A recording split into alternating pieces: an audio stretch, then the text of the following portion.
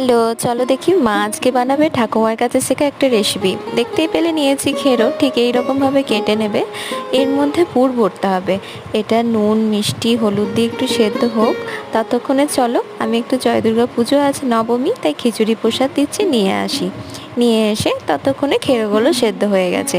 এবার পুর রেডি করতে হবে, তাই জন্য সাদা কালো সর্ষে, তার সাথে লঙ্কা পোস্ত আর অল্প চিনি নুন হলুদ জল দিয়ে পেস্ট বানিয়ে কড়াইয়ে কালো জিরে ফোড়ন দিয়ে অল্প ভেজে নিয়ে নামিয়ে নিয়ে ঠিক এইভাবে পুরগুলো ভরে নিয়ে ভেজে নিলেই হবে।